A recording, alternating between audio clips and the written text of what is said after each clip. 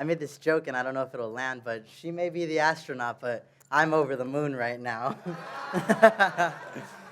And in that spirit, congratulations, class of 2020. I'm more than honored to humbly stand here and welcome the next generation of positive change makers into this world. I'm here today because I have a lot of people to thank, but I want to start with a very important person. You. You earned this moment, no matter how brief your time on stage is or how long it took you to find parking earlier. You made it despite all the days you thought you wouldn't. Now, I'm sure you're not here alone. I'm sure that there are people in this crowd who are somehow more excited than you to be here, and there are people we wish we could have here who we simply can't. Although no one could walk in your shoes throughout your journey, I can say with some certainty that you probably never walked alone. I know I didn't. But the last few years can rightfully be described as times of mourning. We collectively saw loss, pain, and sickness at every corner. But we also saw something indescribably beautiful and irrevocably powerful. We saw you, and we continue to see you today. Now, I know what you must be thinking. I've never seen this man before in my life. How can they say that they saw me? And you're right, despite my best efforts to befriend everyone in a 1,000-mile radius, time simply does not allow me to create connections with everyone. But what I do see standing up here is pride. It's joy. It's resilience. It's community. It's humanity. And thanks to the sun, a couple sunburns later. But I see all the best pieces of the future in each and every single one of you. And so I'll say it now. I'm proud of you. Not everyone makes it to this moment. Sometimes the difficulties we face force us to grow and adapt in directions that we did not plan for.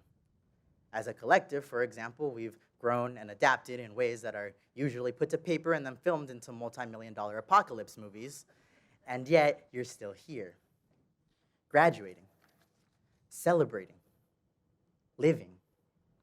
Now, the question is, why? What did you overcome to be here? What direction did you grow in that you did not know was possible?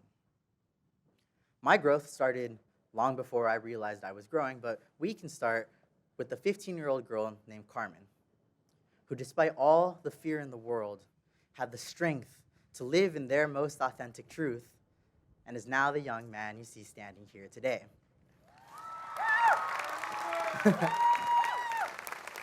As a queer, trans, low-income, first-gen Mexican immigrant,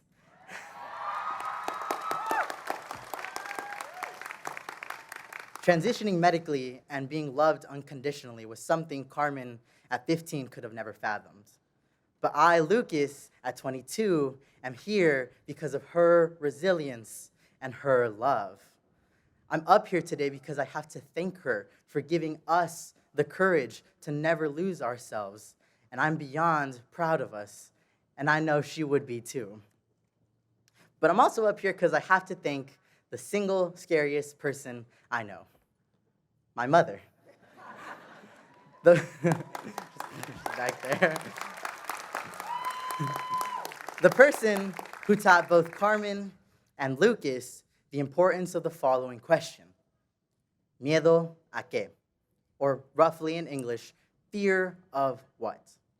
Now, this isn't to say that she taught me to navigate the world without any regards for the dangers of the world around me, but rather she taught me that fear was not something to be weaponized against us. Fear means that you're facing challenges you can always overcome with the right tools and community. My mom, my dad, my two older sisters, Karen and Grecia, and my little brother, Ricky, taught me that I could be me without the fears of the world around me. She's back there with some really big heads, so if you turn around, you'll see my stupid little face.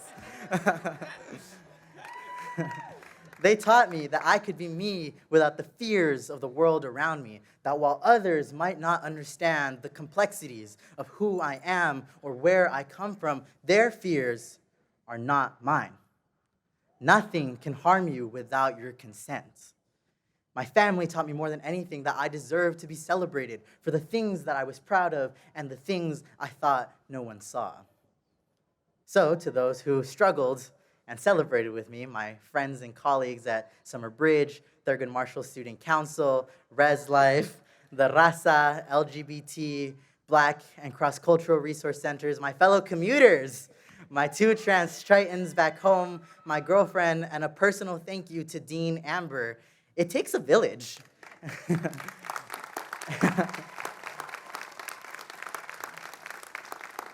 And unfortunately for my support system, you helped me during my second puberty, and I suppose the rest of my time here. But know that the marks that my community left on me will withstand the test of time, and I will carry it with pride every single day. Sorry, I got really nervous for a second. I know that I will do everything I can to show everyone that they were never wrong in believing, trusting, and supporting me. So as my time up here comes to an end, which I'm sure you're all very thankful for, I'll ask you again like my mother once did. Miedo a qué? Fear of what? You've already overcome every fear you've ever had to get here. So go out into the world. Stand proud in yourself, and everything will find its place. Congratulations, and thank you again, class of 2022.